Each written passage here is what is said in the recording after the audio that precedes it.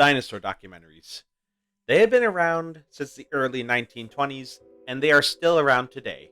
For nearly a century, they served as visual archives on what we knew about dinosaurs at the time. We've obviously come a long way since the early days, as paleontology is a constantly evolving field of study, so more dinosaur documentaries have a lot more up-to-date information on the prehistoric world, although there are still some that really like to break the rules. However, some documentaries have stood the test of time despite the inaccuracies and outdated information. Admittedly, some are remembered in a very negative light and only exist to serve as a visual aid on how to not depict extinct animals. But there are a handful that are reminders of a golden age when producers and showrunners actually cared about showing dinosaurs as they were according to the available science. But out of all these, one documentary has really stood the test of time as by far one of the best paleo documentaries ever made, Walking with Dinosaurs.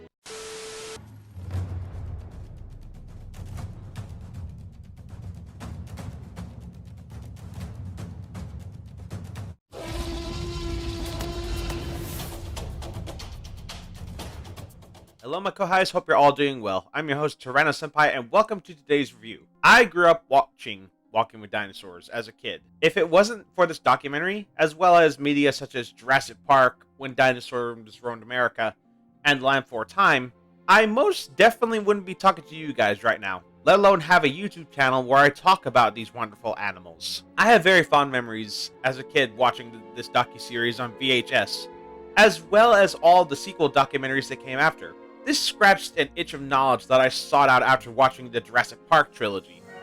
I thought it was beautiful, awesome, and sometimes terrifying.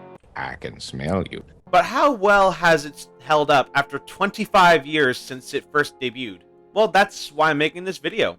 I mentioned Walking with Dinosaurs a lot in previous reviews, especially in my Season 1 review of Prehistoric Planet, but those mentions were only comparisons rather than full-on discussions. I wanted to make this video to really voice my opinion on this documentary series. And since Walking with Dinosaurs is getting an all-new series with original episodes and all-new dinosaurs, and because today marks the documentary's 25th anniversary, it seems that now is the perfect time to talk about the documentary that made my childhood. Like my Prehistoric Planet review, I have this video separated into very clear divides of conversation. I could talk about each episode individually, but I know me, and I know I'm a procrastinator who would never get it done. So for this review, I'll just be reviewing the series as a whole. I should also mention that there are spoilers ahead. I don't think I need to put a spoiler warning up for a documentary that aired in 1999, but I'll play it safe for now. If you haven't seen Walking with Dinosaurs and you don't want spoilers, please stop watching this video and check it out. This is your only warning. With all that said, let's finally take a look at Walking with Dinosaurs. Starting out this review, let's kick it off with the narration. In the original version released in the UK, Walking with Dinosaurs was presented by Kenneth Branagh. This is quite possibly the piece of media he's most known for, but he also directed and wrote films like 1996's Hamlet, Murder on the Orient Express, and even had an acting role as recently as last year in Blue Eye Samurai as Abijah Fowler. Yeah, let that sink in for a second. His presentation of Walking with Dinosaurs is absolutely top-notch.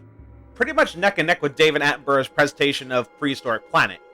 He gives a sense of grandeur to the documentary that I honestly have never seen before or since.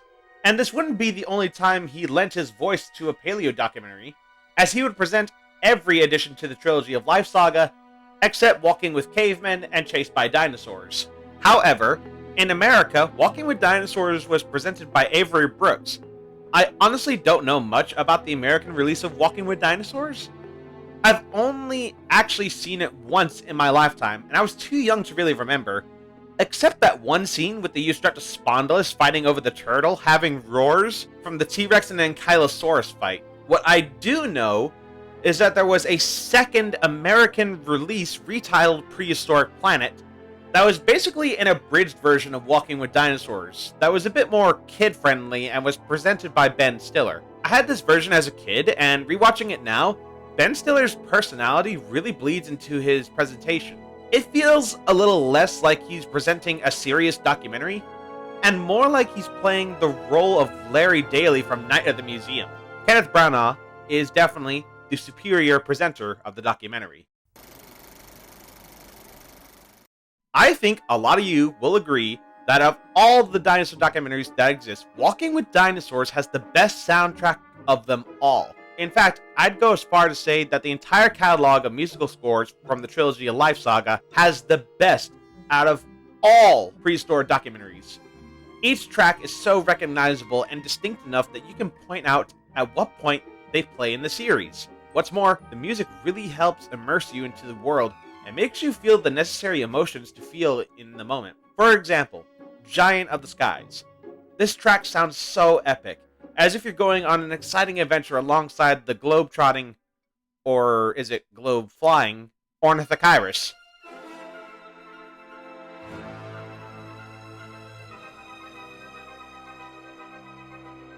Or what about Time of the Titans? It gives a true sense of awe and wonder as you watch the Diplodocus lumbering through the open fern prairie.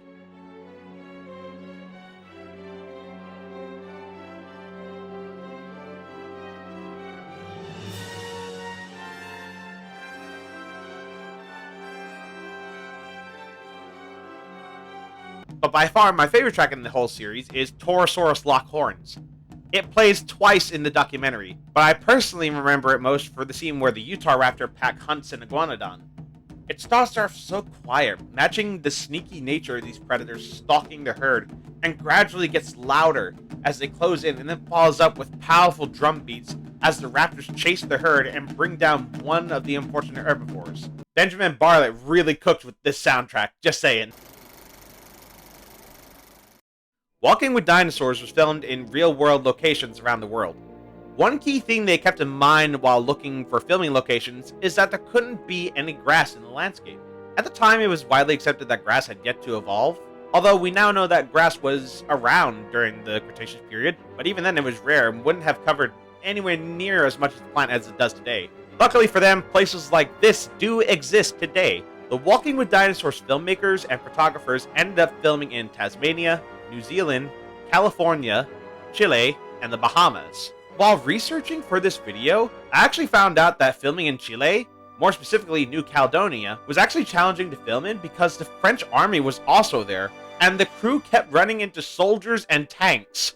Out of all the current documentaries that exist, Walking with Dinosaurs has the most unique locations visually. You have your typical redwood forests and coral reefs, but then you have places like New Caledonia that don't look like anywhere else on the planet. Be honest with me, where else in a dinosaur documentary have you seen plants like this? There is definitely a style to the locations of Walking with Dinosaurs.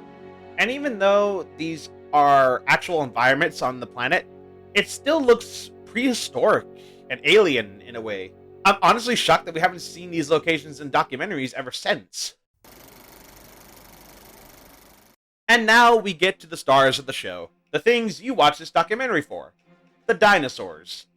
And, of course, the other prehistoric animals.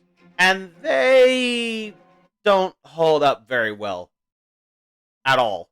Yeah, I'm not going to sugarcoat it. After 25 years since it first aired, the dinosaurs and other Mesozoic creatures are not good representations of how we view dinosaurs according to current science. That is an inevitability. As I said before, paleontology is a constantly evolving study. Every year, we are unearthing more fossils, and as a result, there have been more discoveries, new theories have been suggested, and old ones have been tossed away. Some of the depictions have lasted a little bit longer than most, but it's safe to say that most, if not all, the creatures from this documentary are very outdated depictions. Unfortunately, this isn't the only case of inaccuracy showed in Walking with Dinosaurs. There are sadly a large number of inaccuracies that definitely could have been avoided at the time of production. A majority of it comes from animals featured in episodes they shouldn't be in due to geographical location and or placement in time. The most well-known offender in this instance is the European Utahraptor. I need to know, what the hell were the creators of this series thinking when they thought it would be a good idea to put a dinosaur whose name literally has the name of the location it was found and place it elsewhere in the world where they have never been found? There are also several design flaws that should have been avoided altogether, such as the lack of feathers, pronated wrists, and even some creatures being larger than they actually were. The biggest offender, literally, is the Liopleurodon. that is stated to be more than 20 meters long. And don't even get me started on what they did to the T-Rex. Apparently, the person originally designing the model left the project and left the model unfinished, and then someone else came in to finish it. What did you do to my baby's sinuses? I won't get into all the accuracies and inaccuracies, because that would take me too long, and there are several other YouTube channels that have done it better. I'll leave a link to Benji Thomas's playlist on their videos of Walking with Dinosaurs in the description for you to check out if you're curious. However, it's not just the designs that aged poorly. Let's not try to sugarcoat it, the CGI did not age well. We're definitely at a point in filmmaking and animation where people can make nearly photorealistic CGI creatures and effects. Let's look at one from a more recent documentary, Prehistoric Planet. Look at this T-Rex.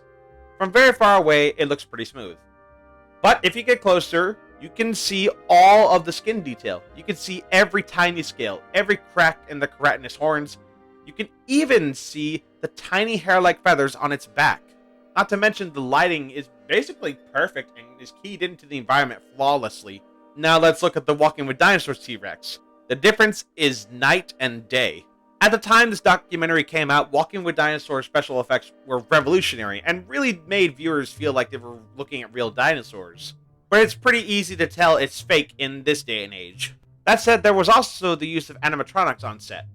I don't really have much to say on them in terms of designs, as they basically look like the CGI models. But it's nice to have them for up-close shots. They are very well detailed and they move so fluidly.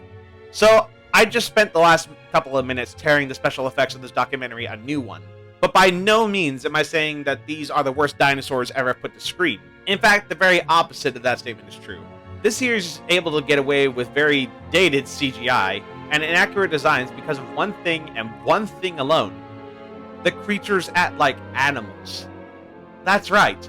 The one thing that saves this documentary's depictions of dinosaurs is the way they behave. It would have been so easy to showcase these animals as cold-blooded, mindless killing machines, like the movie monsters from cheap horror films. But they don't. The creatures in this documentary behave as if they are real animals.